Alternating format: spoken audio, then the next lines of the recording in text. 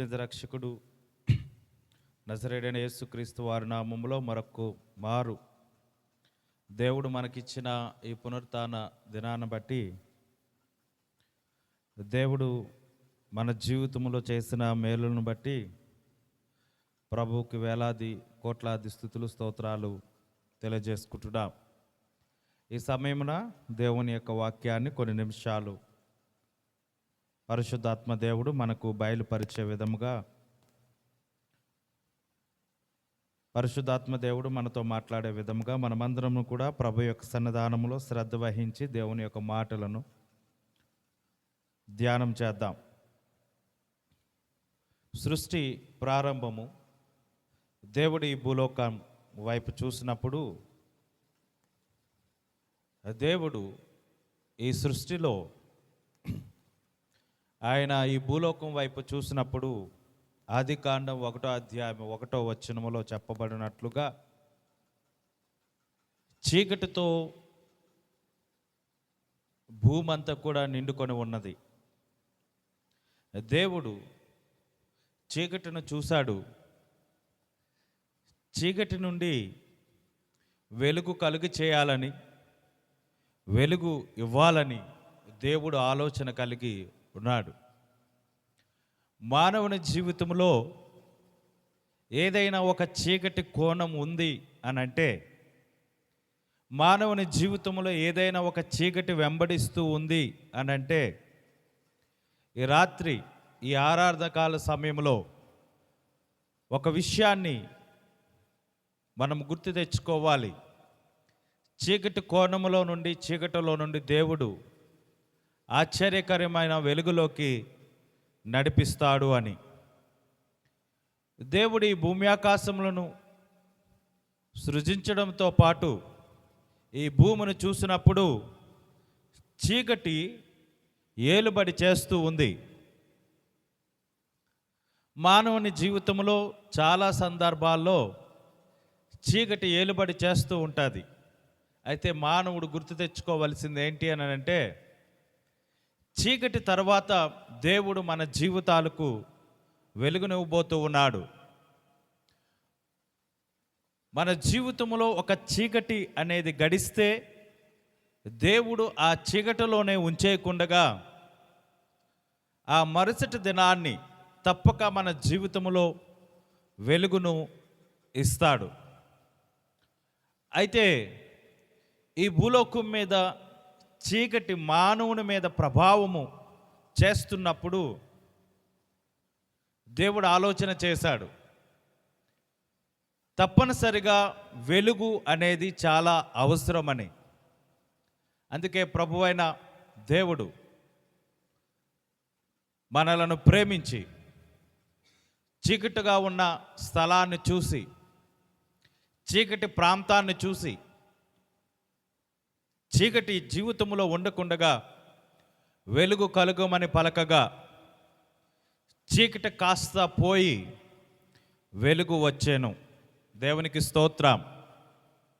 అయితే మానవుని జీవితంలో సూర్యుని బట్టి వెలుగు కలిగింది, పగలను బట్టి వెలుగు కలిగింది. కానీ చాలా జీవితాల్లో సూర్యుని బట్టి వెలుగు కలుగుతున్నా వారి హృదయాలు చీకటిలోనే ఉండిపోతూ ఉన్నాయి. వారి బ్రతుకులు చీకటిలోనే ఉండిపోతూ ఉన్నాయి.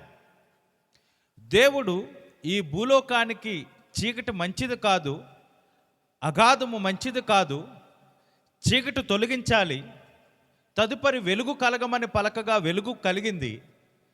కానీ మానవుడు వెలుగును అనుభవిస్తున్నాడు. కానీ మానవుడు మాత్రము చీకటి కోణములోనే ఉన్నాడు, చీకటి జీవితంలోనే జీవిస్తూ ఉన్నాడు.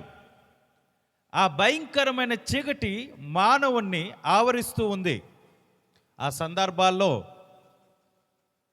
దేవుడు వారి యొక్క హృదయాలను మార్చి, వారి చీకటి జీవితాలను మార్చి వెలుగులోకి కలుగు చేయాలని ఈ భూలోకానికి యేసుక్రీస్తు వారు కుమారుడిగా ఈ భూలోకానికి వచ్చారు. అందుకే ఆయన అన్నారు, ఏమనంటే, ఈ భూలోకానికి నేను వెలుగై ఉన్నాను, నేను వెలుగుగా ఈ లోకానికి వచ్చి ఉన్నాను.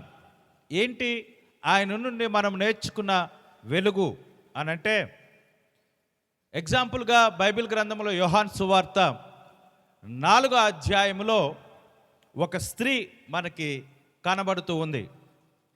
4వ అధ్యాయంలో యోహాను సువార్తలో ఒక స్త్రీ కనబడుతూ ఉంది. ఆమె సమరయ పట్టణానికి సమరయ స్త్రీగా మనకి కనబడుతూ ఉంది. ఆమె ప్రతి మధ్యాహ్నం పూట కూడా ఒక కుండను పట్టుకొని ప్రతిరోజు తాగడానికి తనకు నీళ్లను తెచ్చుకోవడానికి వెళ్ళేది. ఆమె ప్రయాణం అవుతున్న ప్రయాణం వాస్తవానికి స్త్రీలైనట్టు వారు ప్రతి ఉదయమున పూర్వదినాల్లో కానీ ఇప్పుడు కానీ ఆ రాత్రి ఉన్న నీళ్లు ఒకవేళ ఉంటే అవి పారేసి మరలా కొత్త నీళ్లను బిందుతో పడుతుంటారు. అది వేకుజామునే వారి పనిబాట్లకు వెళ్ళకముందే తెచ్చుకుంటారు. కానీ ఈ స్త్రీ అయితే మిట్ట మధ్యాహ్నం సమయంలో ఆ కుండను పట్టుకొని ఆ బావి దగ్గరికి వెళ్ళేది. ఎందుకు ఈమె ఆ మిట్ట మధ్యాహ్నం పట్టుకొని వెళ్ళేదంటే, ఆమెను చూసి ఆ ప్రజలందరూ కూడా గుసగుసలాడుకునేవారు. ఏంటి గుసగుసలు అనంటే, ఆమె జీవితము మంచిది కాదని, ఆమె బ్రతుకు చెడ్డదని, ఆమె ఈ లోకములో ఒక వ్యభిచారిగా ఉందని, ఆమె మీద అనేకమైన నేరారోపణలు ఉన్నాయి. ఆమె కూడా ఉదయం పూట వెళితే నా జీవితం అవమానకరంగా ఉంది కాబట్టి ఇంకా నేనేం చేయాలి, మిట్ట మధ్యాహ్నం అయితే ఎవరు పనుల్లో వాళ్ళు ఉంటారు కాబట్టి మిట్ట మధ్యాహ్నం నేను నీళ్లను తెచ్చుకోవడానికి వెళదాం అన్న ఆలోచన కలిగి ఆమె వెళ్ళే సమయము సూర్యుడు వెలుగునిచ్చే సమయమే, గొప్ప వెలుగు కాంతులను ప్రకాశించిన సమయమే. కానీ ఆమె ప్రయాణం చేసింది, నీళ్లు తెచ్చుకునేది మిట్ట మధ్యాహ్నం వెలుగు సమయమే. కానీ ఆమె జీవితం మాత్రం చీకటి కోణములో ఉంది, ఆమె బ్రతుకు మాత్రం చీకటి కోణములో ఉంది. మిట్ట మధ్యాహ్నం వెళుతుంది కానీ ఆమె బ్రతుకు చీకటి కోణములో ఉంది. అయితే అలాంటి దినాన్ని, ఒక దినాన్ని యేసుక్రీస్తు వారు ఆ ప్రాంతానికి వెళ్ళారు. వెళ్ళినప్పుడు ఈమెను చూశారు. చూసి ఆమెతో అన్నారు, అమ్మా కాస్త దాహముగా ఉంది, మీరు నీళ్ళు కాస్త ఇస్తారా అని ఆమెను అడిగారు. అడిగినప్పుడు ఆమె, యూదులతో మాకు సాంగత్యము లేదు, మేము సమరయులం అని ఒక మాట చెప్పడం జరిగింది. కానీ ఆమె జీవితం చీకటిలో ఉంది. కానీ ఆమె మాట్లాడుతున్న మాట చాలా విచిత్రమైనది. ఆమె చీకటిలో ఉంది, ఆమె బ్రతుకు చీకటిలో ఉంది. ఆమె ప్రయాణం చేసినది మిట్ట మధ్యాహ్నమే, వెలుగు ప్రకాశించే సమయం, కానీ ఆమె బ్రతుకు మాత్రం చీకటిలో ఉంది.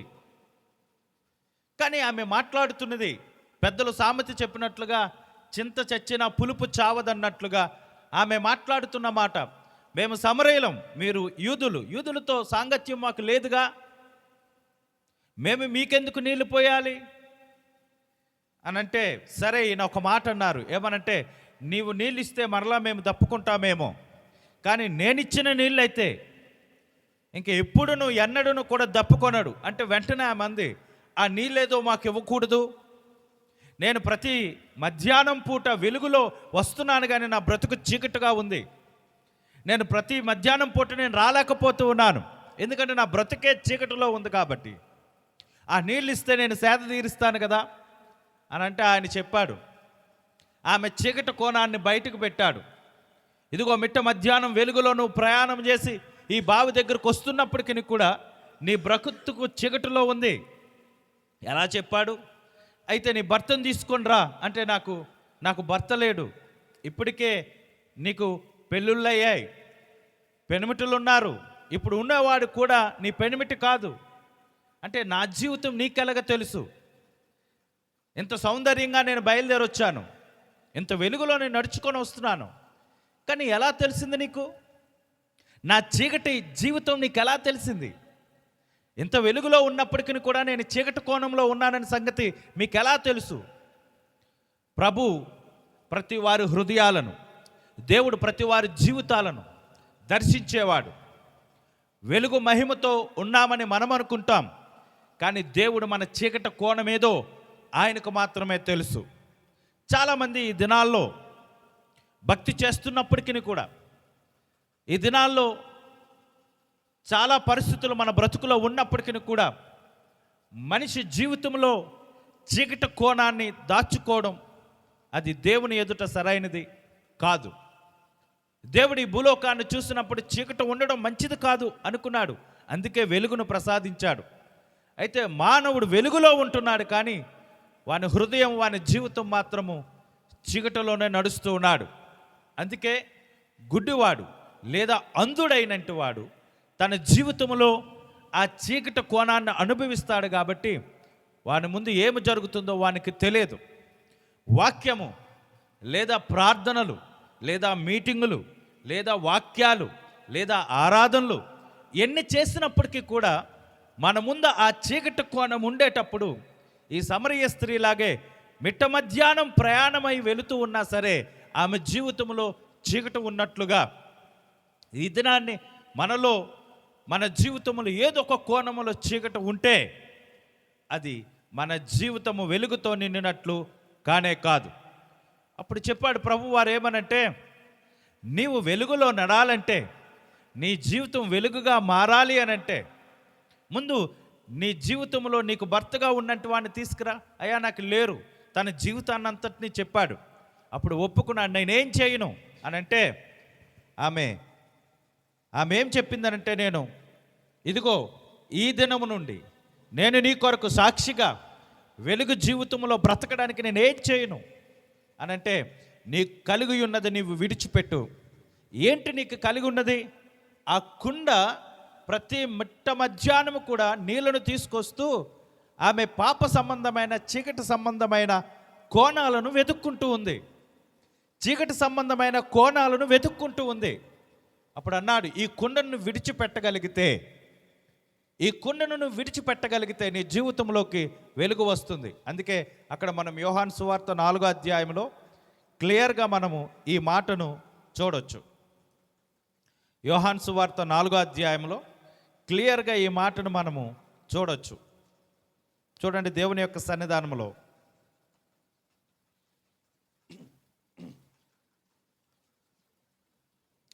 4వ అధ్యాయంలో క్లియర్గా మనకు ఆ మాట మనకి కనబడుతూ ఉంది.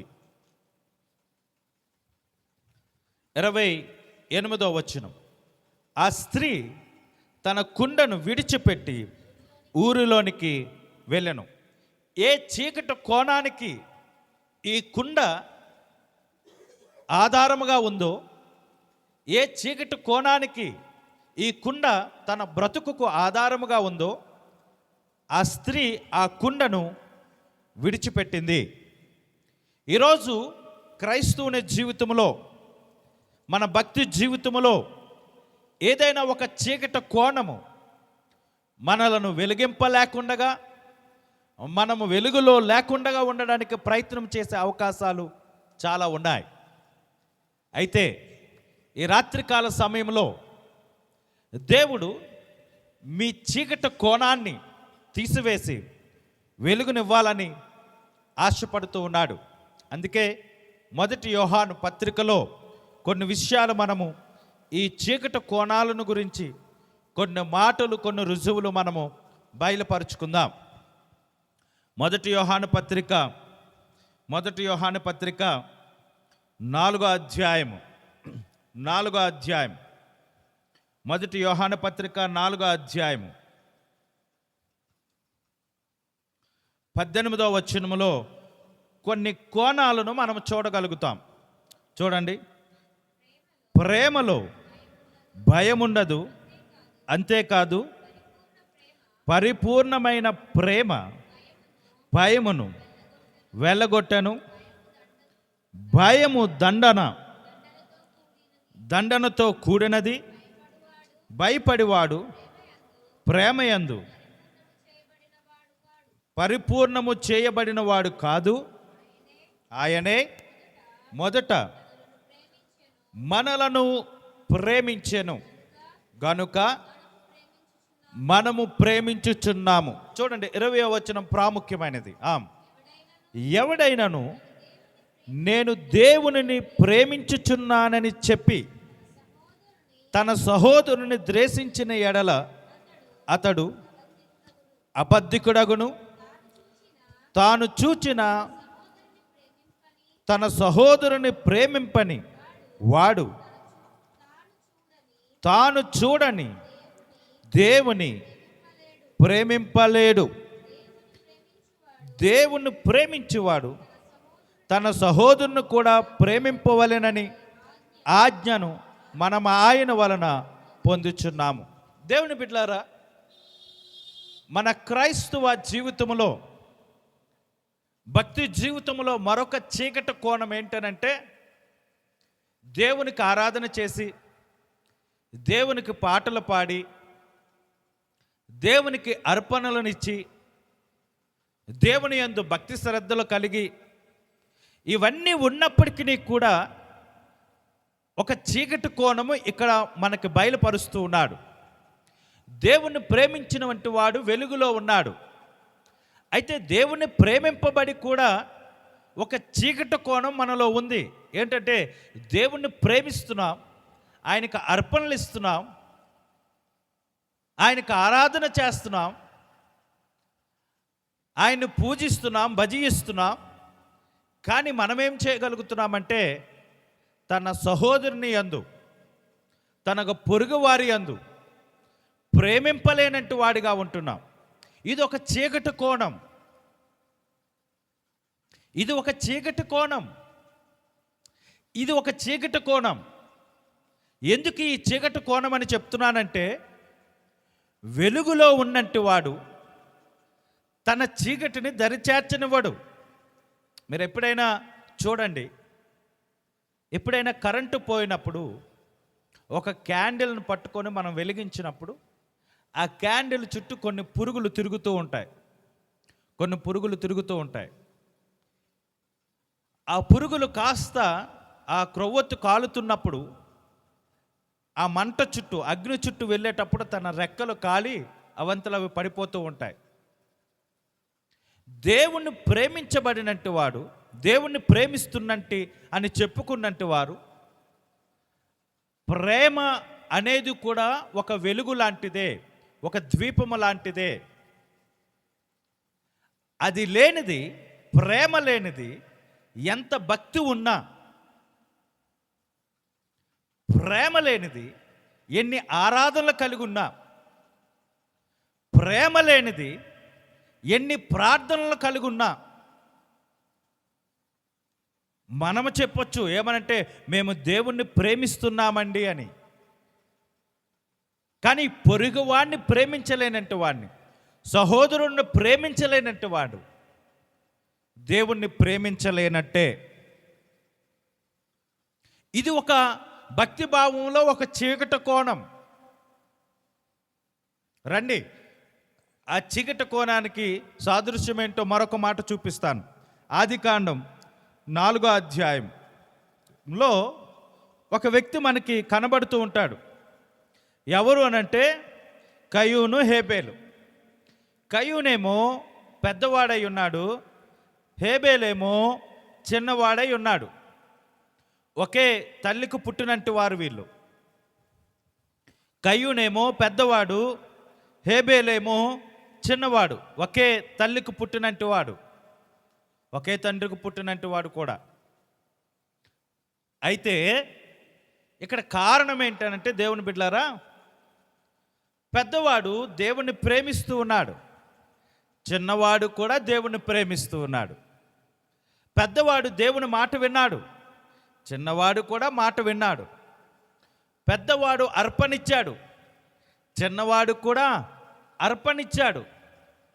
కానీ దేవుడు ఎందుకో అనంటే వారి వారి హృదయాలను చూసి, వారి వారి భక్తులను చూసి, వారి వారి యొక్క వెలుగును చూసి దేవుడు చిన్నవాని యొక్క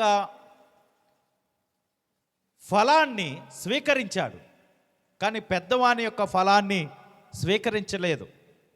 అప్పుడు పెద్దవాడు ఏం చేశాడంటే తమ్ముడి మీద కక్ష పెట్టుకున్నాడు. పెద్దవాడు తమ్ముడి మీద కక్ష పెట్టుకున్నాడు.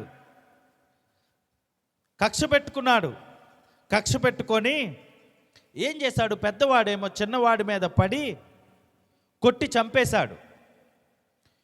చంపేశాడు. ఏంటి వాడిలో ఉన్న చీకటి కోణం అంటే తమ్ముడి మీద వాడు పగ పెంచుకున్నాడు. అన్నయ్య తమ్ముడి మీద పగ పెంచుకున్నాడు. ఏమయ్యా కయ్యూను, నువ్వు దేవునికి ఫలం ఇవ్వలేదా అని అంటే కయ్యూను దేవుడికి ఫలం ఇచ్చాడు. ఏమయ్యా కయ్యూను, దేవునికి ఆరాధన చేయలేదా అని అంటే దేవునికి ఆరాధన చేశాడు. ఏమయ్యా కయ్యూను, మరి దేవునిలో నీవు సాక్ష్యం చెప్పుకోలేదా అంటే సాక్ష్యం చెప్పుకున్నాడు. కానీ కయ్యూనులో ఉన్న కోణం ఏంటంటే, చీకటి కోణం ఏంటనంటే తమ్ముణ్ణి ప్రేమింపలేకపోవడం. ఈ చీకటి కోణము ద్వారా మానవ జీవితము పతనమవుతుంది. ఈ చీకటి కోణము ద్వారా మానవుడు అంధకారంలోకి వెళ్తూ ఉన్నాడు. అందుకే వెలుగుగా ఈ లోకానికి వచ్చినట్టు వాడు యేసుక్రీస్తు వారు ఈ భూలోకంలో నేర్పించినది ఏంటనంటే ప్రేమ అనేది ఒక గొప్ప వెలుగుకు సాదృశ్యముగా ఉంది. ప్రేమ వెలుగుకు సాదృశ్యంగా ఈ భూలోకానికి పంచిపెట్టాడు. ఈ దినాన్ని దేవుని యొక్క వాక్యం మనకి సెలవిస్తూ ఉంది. చీకటి కోణము ప్రేమ లేకపోవడం. అయితే ఎన్ని భక్తి భావాలతో కూడి ఉన్నా, ఎన్ని ఆరాధనలు చేసినా, ఎన్ని కార్యక్రమాలు చేసినా, ఎంతమంది దగ్గర మనం మంచి అనిపించుకున్నా ప్రేమ లేనివాడు మృతునితో సమానం. ప్రేమ లేనివాడు మృతముతో సమానం. మృతుడు దేనికి పనికిరాడు. మృతము దేనికి పనికిరాదు. ఈ రాత్రి ఈ ఆరాధనలో దేవుని యొక్క సన్నిధానములో మనం నేర్చుకోవలసిన మాట ఏంటనంటే, ఇదే యోహాను పత్రిక మొదటి యోహాను పత్రికలో 3వ అధ్యాయం 15వ వచనములో 3వ అధ్యాయం 15వ వచనములో చెప్తూ ఉన్నాడు, తన సహోదరుని ద్వేషించువాడు నరహంతకుడు. చెప్పండి. ఏ నరహంతకుని యందును ఏమున్నదంట? జీవముండదు.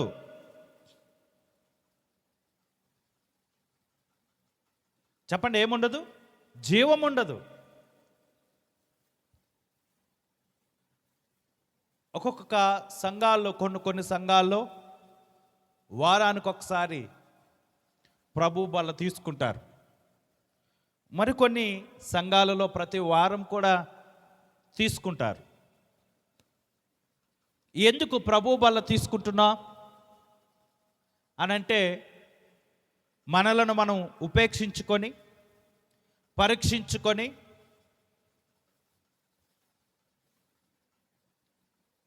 ప్రభు బల్ల తీసుకోవాలి. ప్రభు బల్ల తీసుకున్నప్పుడు మనం ఎవరి మీదైనా శత్రుత్వం కలిగి ఉంటే, ఒకవేళ కోపం కలిగి ఉంటే, ఒకవేళ ద్వేషం కలిగి ఉంటే, ముందు వానితో సమాధానం పడి అప్పుడు దేవుని మందిరమునకు ఇవ్వవలసిన కానుకైనను లేదా ప్రభు బల్లైనను తీసుకోవాలి. కానీ కొరింథీ పత్రికలో అపోస్తలుడైన పౌలు, మీరెందుకు బలహీనులవుతున్నారో, మీరెందుకు ఇటు రీతిగా ఉన్నారో, ప్రభు బల్లను పరీక్షించుకోకుండా ఉపేక్షించుకోకుండా తీసుకుంటే ఏమవుతుందో క్షుణ్ణంగా చెప్పారు. అయితే తన సహోదరుని ద్వేషించువాడు ఏంటి తన సహోదరుని ద్వేషించడం? ద్వేషిస్తే నరహత్య అన్నాడు. ఏంటి నరహత్య అంటే?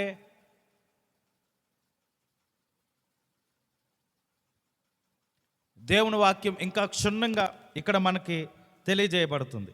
చూడండి, దేవుని వాక్యం క్షుణ్ణంగా ఆ పై వచనాల్లో 8వ వచనం నుండి అపవాది మొదటి నుండి పాపము చేయుచున్నాడు గనుక పాపము చేయువాడు అపవాది సంబంధి, అపవాది యొక్క క్రియలను లయపరచుటకే దేవుని కుమారుడు ప్రత్యక్షమాయెను. అపవాది మొదటి నుండి ఏం చేస్తూ ఉన్నాడు? పాపము చేయడానికి ఉద్దేశం కలిగి ఉన్నాడు. ఏంటి ఆ పాపం అంటే? మనిషిలో ప్రేమ లేకపోవడం. ఏంటి ఆ పాపం అంటే? ద్వేషానురాగాలను పెంచడం, సమాధానం లేకుండా చేయడం, ఆటంకపరచడం, లయపరచడం, ఇవన్నీ చీకటి కోణాలకు సంబంధించింది. తన పొరుగు వారి మీద అబద్ధ సాక్ష్యం పలకడం, లేని మాటలు చెప్పడం, ఇవన్నీ కూడా అపవాది తంత్రములు. అపవాది తంత్రములు. లేని మాట చెప్పడం అపవాది తంత్రమే. లేని మాటను పలకడం అపవాది యొక్క లక్షణమే. పాపము అనంటే ఒక స్త్రీ ఒక పురుషుడితో వివాహేతర సంబంధాలు పెట్టుకొని చేసేదే పాపము కాదు. లేని మాటను పలకడము, అబద్ధ సాక్ష్యము చెప్పడము, ఇది కూడా ఒక చీకటి కోణమే. పాట పాడొచ్చు ఎస్పి బాలసుబ్రహ్మణ్యం లాగా, ప్రార్థన చేయొచ్చు మోషేలాగా, వాక్యము చెప్పొచ్చు ఎజ్రాలాగా. కానీ ఏదో ఒక చీకటి కోణం నీలో నాలో ఉంటే అది అపవాది సంబంధమైనది. ఇది అపవాది తంత్రం అని మనము ఎన్నిక చేయబడినట్టు వారముగా ఉండాలి. అందుకే ఆ పాపపు యొక్క క్రియలను లయము చేయుటకే యేసుక్రీస్తు వారి భూలోకానికి లోకరక్షకుడుగా ఆయన పుట్టినప్పుడు ఒక నక్షత్రము వెలిగింది. ఆయన ఈ భూలోకానికి వెలుగై వచ్చెను. దేవునికి స్తోత్రం. కాబట్టి 9వ వచనం అంటున్నాడు, దేవుని మూలముగా పుట్టిన ప్రతి వానిలో ఆయన బీజము నిలుచును గనుక వాడు పాపము చేయడు. వాడు దేవుని మూలముగా పుట్టినవాడు గనుక పాపము చేయజాలడు. దీనిని బట్టి దేవుని పిల్లలు ఎవరో అపవాది పిల్లలు ఎవరో తేటపడును. నీతిని జరిగించని ప్రతి వాడును, తన సహోదరుని ప్రేమింపని ప్రతి వాడును దేవుని సంబంధులు కారు. ఒక మాట ఏమన్నాడు ఇక్కడ? దేవుని సంబంధి అంటే, అయ్యా మీరు దేవుని సంబంధులు అండి అంటారు. అంటే ఏంటి? చర్చికి వెళ్తున్నామని దానికి అర్థమా? మీరు దేవుని సంబంధులు అంటే ఇలా మైకు పట్టుకొని గట్టిగా అరుస్తున్నామని అర్థమా? మీరు దేవుని సంబంధులు అంటే గంటల కొలది పాటలు పాడుతున్నామని అర్థమా? ఏమన్నాడు ఇక్కడ? దేవుని సంబంధులు అని అంటే చెప్పండి. దేవుని సంబంధాలు అంటే ఏమన్నాడు? తేటగా ఏమంటున్నాడు? ఏమని చెప్పాడు? మీరు దేవుని పిల్లలో అపవాది పిల్లలో తేటపడును. నీతిని జరిగించిన ప్రతి వాడును, తన సహోదరుని ప్రేమింపని ప్రతి వాడును. అది దేవుని సంబంధి అని అంటే ముందు నీ సహోదరులను ప్రేమించడం నేర్చుకో. దేవుని సంబంధి అనంటే నీ సహోదరులను ప్రేమించడం నేర్చుకో. నువ్వు అది దేవుడి సంబంధి అవుతావు. 100 పాటలు పాడితే ఏంటి, 100 పాటలు రాస్తే ఏంటి, 100 సంఘాలు కడితే ఏంటి, వందల సాక్ష్యాలు చెప్తే ఏంటి, రూపాయలు ఇస్తే ఏంటి? దేవుని సంబంధి అనంటే సహోదరుని ప్రేమించుట. మేబీ ఎవరైనా కుటుంబంలో తల్లి అయినా, తండ్రి అయినా, బిడ్డలైనా, కోడలైనా, మనములైనా, మనమరాళ్ళైనా, నీ పొరుగువారైనా,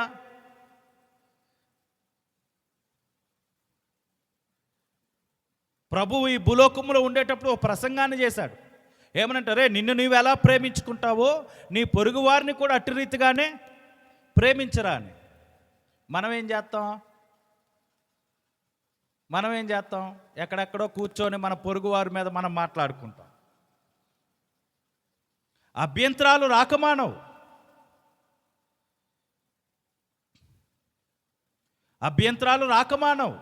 కానీ అభ్యంతరాలు దూరపరుచుకోవాలి, మనుషులను దూరపరుచుకోకూడదు. ఇప్పుడు మన ఇంటిలో ఒక్కొక్కసారి కొన్ని వస్తువులు ఉంటాయి, ఎలక్ట్రికల్ సంబంధమైనవి. ఏదైనా ఒక ఫ్యాన్ ఉందనుకోండి, ఏదో ఒక విధంగా ఫ్యాన్ ఆగిపోవచ్చు. ఫ్యాన్ తీసుకెళ్ళి మూల పడేయం కదా, మళ్ళా ఏదైతే దానిలో రిపేర్ ఉందో అది చేయించి మరలా ఆ ఫ్యాన్ తీసుకొచ్చి మళ్ళీ బిగించుకుంటాం.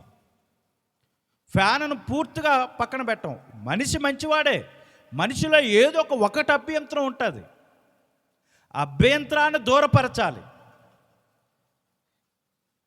మనిషిని దూరపరుచుకోవడం కాదు, అభ్యంతరాన్ని దూరపెట్టాలి.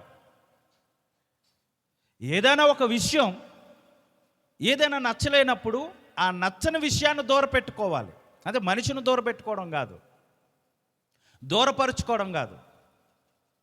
ఇది గ్రహింపు. చీకటి కోణంలో ఉన్నవానికి ఈ గ్రహింపు రాదు.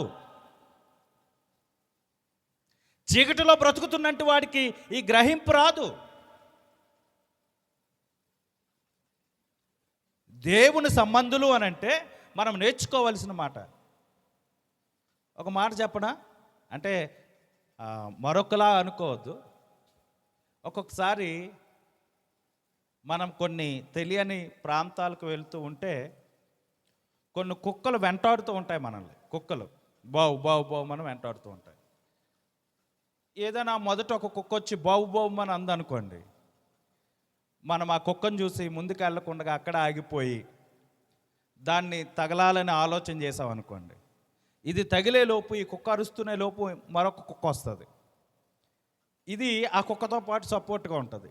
సరే, దీన్ని తగులుతూ మళ్ళీ రెండో కుక్కను కూడా తగలాలని ప్రయత్నం చేస్తే ఈలోపు పక్కనున్న కాలనీలో ఒక కుక్క వస్తుంది. ఈ కుక్కను కూడా తగలాలని 3 కుక్కల్ని హ్యాండిల్ చేద్దామని అనుకునే లోపు మరొక కుక్క వస్తుంది. ఇప్పుడు ఈ కుక్కలన్నిటికీ మనం సమాధానం చెప్పి వాటి అరుపులకు మనం రెస్పాండ్ అయితే ప్రయాణం ముందుకు సాగదు. కుటుంబ జీవితంలో కూడా, భక్తి జీవితంలో కూడా, భక్తి ప్రపంచంలో కూడా ఆ చీకటి కోణాలు ప్రతి మానవునికి ఎదురవుతాయి, ప్రతి మనిషికే ఎదురవుతాయి. అది స్త్రీగా పుట్టినా, పురుషుడిగా పుట్టినా ఎవరికైనా ఎదురవుతాయి. కానీ వాటన్నిటికీ సమాధానం చెప్పుకోవాల్సిన అవసరత లేదు. అందుకే అపవాది సంబంధిగా చీకటి కోణాలన్నీ ఎదుక్కుంటాం.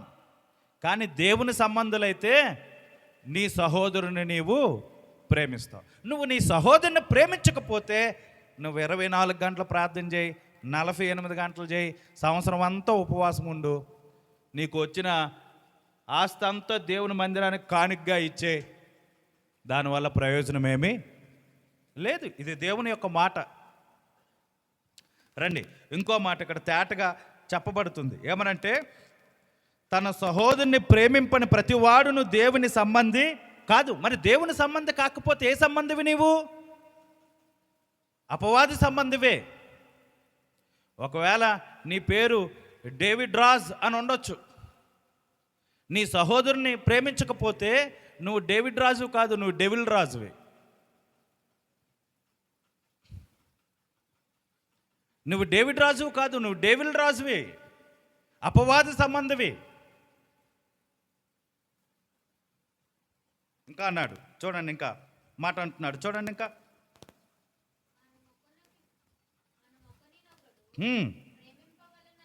మనము ఒకరినొకడు ప్రేమింపవలనన్నది మొదటి నుండి మీరు వినిన వర్తమానమే కదా. ఈ మాట ఈరోజు నేనే ప్రసంగం చేయడం లేదు.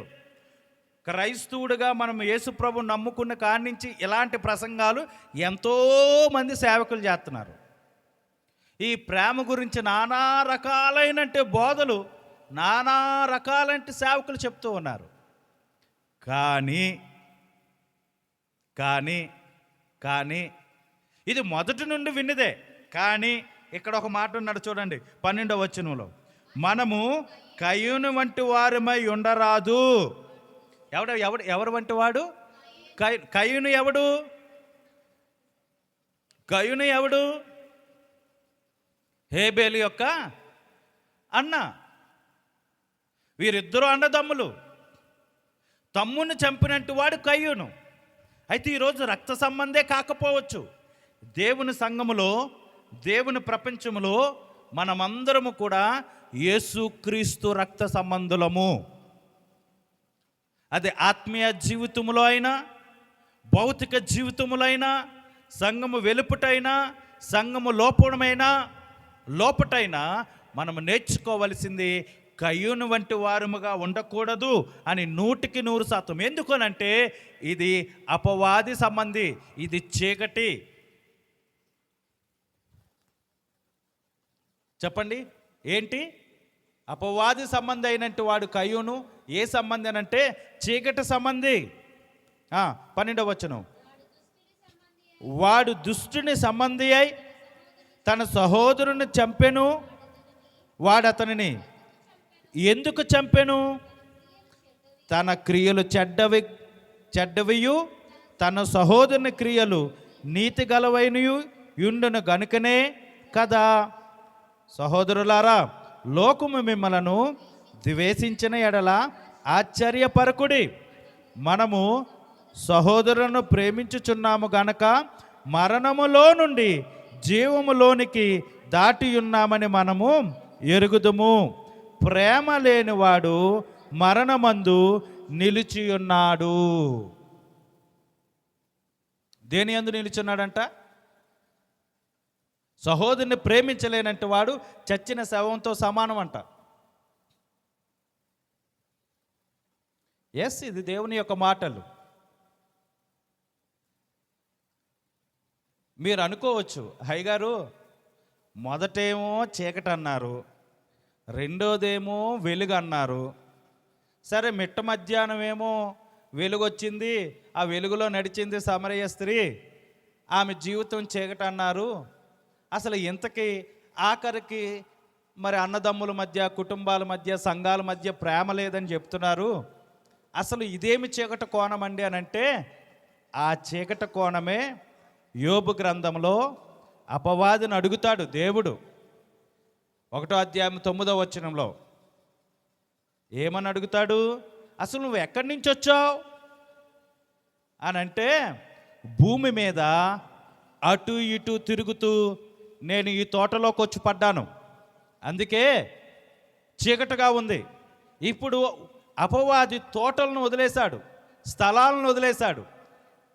ఎక్కడ ఖాళీగా ఉందనంటే మానవుని హృదయాలు ఖాళీగా ఉన్నాయి కాబట్టి ఆ హృదయములో అపవాది తీసుకొచ్చి ప్రేమ లేనంటి వారుగాను, దయ లేనంటి వారుగాను, కృప లేనంటి వారుగాను, కనికరము లేనంటి వారుగాను మనలను చేసి మన హృదయాలు చీకటి స్థలాలుగా అపవాది మారుస్తూ ఉన్నాడు.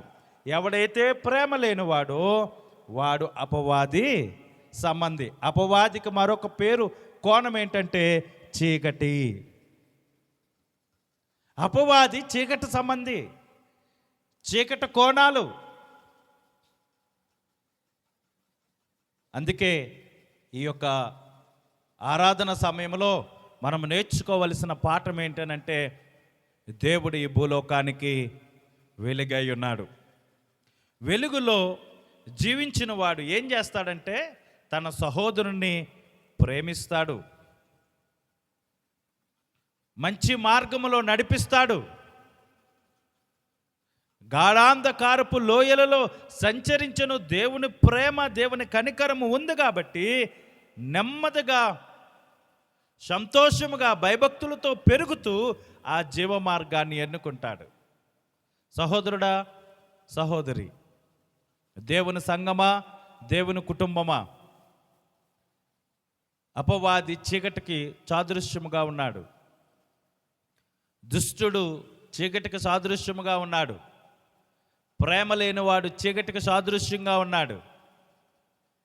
అయితే సమరయ స్త్రీ తన కుండను విడిచిపెట్టినట్లుగా ఈరోజు దుష్టుని యొక్క తలంపులు విడిచిపెట్టినట్టు వాడు అయితే ఇన్ని దినాలు, ఇన్ని సంవత్సరాలు నీ బ్రతుకులో, నీ కుటుంబంలో, నీ జీవితంలో అపవాది ఏలుబడి చేసి నీ బ్రతుకు, నీ కుటుంబము, నీ జీవితము చీకటైపోయిందేమో. అయితే ఈ రాత్రి సేవకుడు ద్వారా ఒక శుభం పలుకుతూ ఉన్నాడు. ఏంటనంటే, నీ బ్రతుకు వెలుగుగా మార్చబడునుగాక. నీ జీవితం వెలుగుగా మార్చబడాలంటే చీకటి కోణాన్ని విడిచిపెట్టు. సహోదరుల మధ్య ఐక్యత కలిగి ఉన్నప్పుడు ఎంతో దీవెన ఉంటుంది అని ఒక మాట కీర్తనాకారుడు రాశాడు. అదే సహోదరుల మధ్య ఐక్యత లేనప్పుడు తమ్ముడు అనేవాడు చెప్పాడు, రే మీ అందరూ నాకు మొక్కుతారా, మీరు పెద్దవాళ్ళైనా నా దగ్గరకు వస్తారా అని అంటే, నా పన లెగుస్తూ ఉంది, నా పన దగ్గర మీ పనులన్నీ వాడిపోతాయి అంటే వాళ్ళందరూ కోపపడి తమ్ముడిని ఒక చీకటి కోణంలోకి దోసేశారు. ఒక చీకటి గుహలోకి, ఒక అరణ్య ప్రాంతంలో చీకటిలోకి తోసేసినప్పుడు ఆ చీకటిలో నుండి దేవుడు లేవనెత్తి దేదీప్యమైన వెలుగునిస్తే అన్నదమ్ములకే కాదు, కుటుంబానికే కాదు, ఆ దేశానికి వెలుగునిచ్చినాడు. మరి ఆయన ముందు ఆ చీకటి పరిస్థితులు, ప్రభావాలు వెళ్ళలేదంటే అనేకమైన చీకటి ప్రభావాలు ఆయన ముందు ఎదురయ్యాయి. అయినప్పటికీ కూడా ప్రేమ కలిగి జీవించాడు.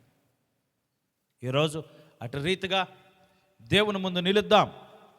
సహోదరుని యొక్క ప్రేమయందు, సహోదరుల యొక్క ప్రేమయందు, సంఘం యొక్క ప్రేమయందు, భక్తి యందు, సహవాసమందు నిలిచి ఉండుట మన జీవితాలకు వెలుగు. ఆ వెలుగు దేదీప్యమైన వెలుగునై ఉంది కాబట్టి ప్రభువు అన్నాడు, అందుకే నేను ఈ భూలోకమునకు వెలుగై ఉన్నాను. వెలుగు ఏం చేస్తుంది? సహోదరుని ప్రేమిస్తుంది. చీకటి మార్గంలో ఉన్నట్టు వాడిని వెలుగులోకి తీసుకొస్తుంది. చీకటి జీవితంలో ఉన్నట్టు వాడికి వెలుగునిస్తుంది. ఆ వెలుగు ప్రభు అయిన యేసుక్రీస్తు వారై ఉన్నారు. ఆ వెలుగు మార్గంలో నడుద్దాం. దేవుడి కొద్ది మాటలు దీవించునుగాక. ఆమేన్. కళ్ళు మూసుకుందాం, ప్రార్థన చేసుకుందాం. కృపగల దేవా, దయగల తండ్రి, నీవు ఈ భూలోకాన్ని చూసినప్పుడు చీకటి భూమిని ఆనుకొని ఉంది, అంటుకొని ఉంది. చీకటిని దూరపరిచి వెలుగుని ఇచ్చినట్టి దేవుడవు. మానవుని జీవితంలో చాలా సందర్భాల్లో చీకటి వెంటాడుతున్నప్పుడు కొంతమంది ఆ రాత్రైనందుకి కూడా సముద్రములో ఆ చీకటిలో తన జీవనోపాధి కోసం రాత్రైనందుకు వేగులు పడ్డారు. ఆ చీకటిలో ఆ సముద్రం మీద ప్రభువా ప్రయాణం చేసి మత్స్యములను పట్టాలని, చేపలు పట్టాలని ఎంతో ఆశపడ్డారు. కానీ సూర్యోదయము అయినప్పటికీ, వెలుగు వచ్చినప్పటికీ నీవు వారి మధ్యకు వచ్చి వారితో మాట్లాడి వారు సాక్ష్యమిచ్చారు. ప్రభువా, మేము రాత్రైనందుకు వెతికి ఉన్నాం, రాత్రైనందుకి మేము పట్టాలని చూసాం, కానీ ఏమీ మాకు దొరకలేదు. వారిని చీకటి ఏమీ లేకుండా చేసింది. కానీ నువ్వెప్పుడైతే వెలుగు సంబంధిగా సూర్యోదయమునకే వచ్చి వారిని ప్రభువా పలకరించి, నా మాట చొప్పున మీరు వేయిడి అన్నప్పుడు, మీ మాట చొప్పున మేము వేయిచున్నాం అని మరలా వారు వలలు వేసినప్పుడు వారికి సమృద్ధిగా, వారికి ప్రభువా చేపలు విస్తారముగా పడ్డాయి, వారి వలల్లో చిక్కుకున్నాయి. చీకటి కోణములో మాకేమీ దొరక్కపోవచ్చు, చీకటిలో మా జీవితము, మా బ్రతుకు వెంటాడుతున్నప్పుడు ప్రభువా నాయన, చీకటి జీవితాలుగా ఉండేటప్పుడు నిరాశలో, నిస్పృహలో ఉండొచ్చు, మనశ్శాంతి లేక ఉండొచ్చు. అది ఆరోగ్య పరిస్థితి అయినా చీకటైనా, ఆర్థిక పరిస్థితి చీకటైనా, ఎలాంటి పరిస్థితుల్లో చీకటి కోణాలు మమ్మల్ని వెంటాడుతున్నా, అది ఏ రకమైన చీకటైనా, మా జీవితంలో సూర్యోదయం ఉన్నట్లుగా నీవు మా మీద వెలుగు ప్రసాదించుదువుగాక. ఆ వెలుగుగా నీవు మా జీవితంలోకి రమ్మని, మాలో ఉన్న చీకటి కోణాలన్నీ మేము బయటకు త్రోసివేసి నీ వాక్యపు వెలుగు కింద మేము బ్రతుకుటకు సహాయం చేయమని, నీ వాక్యమే మా పాదములకు, నీ వాక్యమే మా జీవితమునకు, నీ వాక్యమే మా హృదయములకు దీపముగా మేము వెలిగించుకుంటూ మేము బ్రతుకుబట్టకు సహాయం చేయమని, విన్న వాక్యము ప్రతి వారి జీవితంలో నెమరు వేసుకున్నటకు నీ కృపను అనుగ్రహించమని, నానాటికి ఈ పరిచర్యను అభివృద్ధిపరచమని, నీ కృపాని దీవెనని ఆశీర్వాదంతో నింపమని, సంతోషమును, సమాధానమును, ఐక్యతను, నీ కృపను, నీ దయను మేము కోరుకున్నవారుగా నీ కృపతో నింపమని నజరేయుడైన యేసుక్రీస్తు నామములో బ్రతిమాలి వేడుకుంటున్నాను పరమ తండ్రి. ఆమేన్.